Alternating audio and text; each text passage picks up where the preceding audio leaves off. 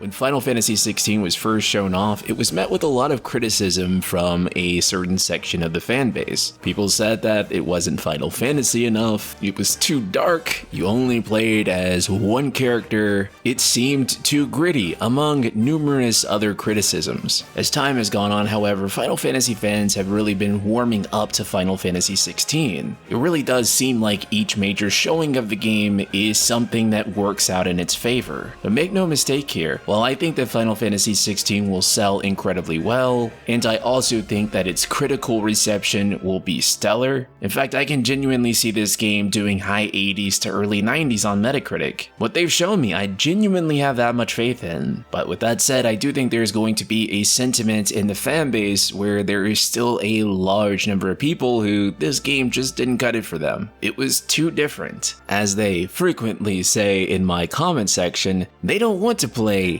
Devil May Cry. And this reminds me of another Final Fantasy game, one that would be incredibly different from its predecessors, and open a brand new audience to the Final Fantasy series. Of course, I'm talking about Final Fantasy VII.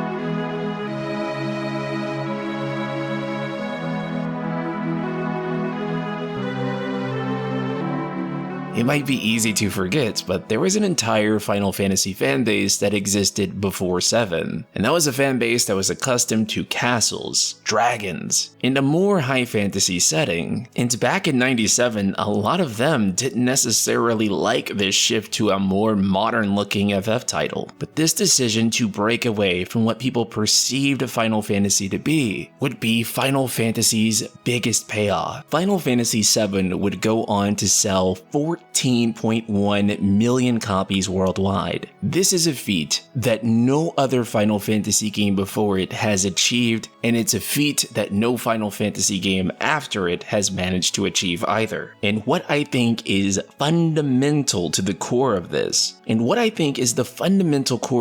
is that Final Fantasy took risks, and these risks ran the chance of creating something that wasn't necessarily considered Final Fantasy. And though there were Final Fantasy fans that preferred castles and dragons, they would be completely outnumbered by the number of people that absolutely adored Final Fantasy VII. This would include myself and numerous other people that would join in at FF7, followed by us wanting more games that looked like FF7. This would then influence the looks of Final Fantasy VIII, Final Fantasy XIII, and Final Fantasy XV. Now, with the impressive number of sales and the massive amount of influence that FF7 had, it's extremely important to note that in 25 years, Square Enix has not been able to surpass FF7 OG. The closest that they've came is Final Fantasy X and Final Fantasy XV, two games that actually made drastic changes to the Final Fantasy formula. Yes, Final Fantasy X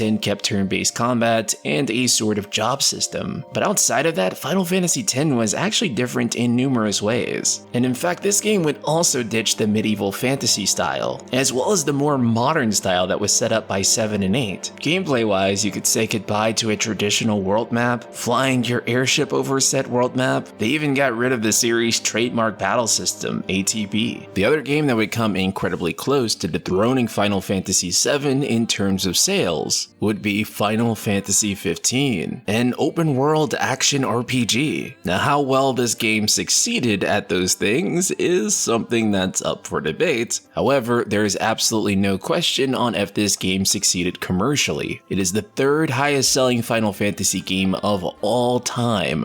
And it's also a game that took numerous risks with its combat system and its world design. All of which is to say that there seems to be a pattern here with Final Fantasy. Final Fantasy doesn't seem to have its greatest successes by doing more of the status quo. It seems that the most massive shakeups in the series are the ones that pay off the most. In some ways, I regard Final Fantasy XVI as a traditional Final Fantasy game. A medieval high fantasy setting with an ancient high-tech complex civilization looming over all. These warring nations fighting for the crystal's magic, which is slowly disappearing, and all of the series' most iconic summons. And if we were to stop there, this would be the least controversial Final Fantasy game ever. But it's delivering a brand new battle system that is certainly going to shake the franchise up. As I mentioned before, these shakeups tend to yield great results for Final Fantasy, but it's not just Final Fantasy. Breath of the Wild was a massive gameplay shakeup for Zelda. It would then go on to be the best-selling Zelda game of all time. Resident Evil 4 was certainly different than every Resident Evil game that came before it, and yet it sold more than any Resident Evil game before it, and massively expanded the fanbase. Final Fantasy XVI's combat, however drastically different it may seem, however divisive it may seem, is going to be one of the highest quality. It's made by Ryota Suzuki, a man who is known for producing the highest quality action battle systems. So whether this is going to be good action combat, I think there's almost no question. And I genuinely believe that if they nail this, if they create something that is a shakeup, but it's also a well-received game, yes, you will have fans that absolutely hate it. Just like there are Zelda fans that hate Breath of the Wild, there were Resident Evil fans that absolutely hated Resident Evil 4 when it came out. There's going to be so many people within the core of Final Fantasy's fanbase that are not going to like 16's combat, and that's fine. But I think that Final Fantasy 16's combat, its philosophy on world design, its M rating, and its darker setting and tone are going to make it resonate with an entirely new group of people, not just by appealing to the same group of people that you already appeal to. That's a great philosophy to sustain, but not necessarily to attract newcomers. And Final Fantasy XVI's controversial risk, being in some ways incredibly familiar while being radically different, is one that I think is going to culminate in success and make Final Fantasy XVI reach a brand new audience, growing the franchise in a way we haven't seen before. Shout out to Patron Nexus and the rest of the Ultima community.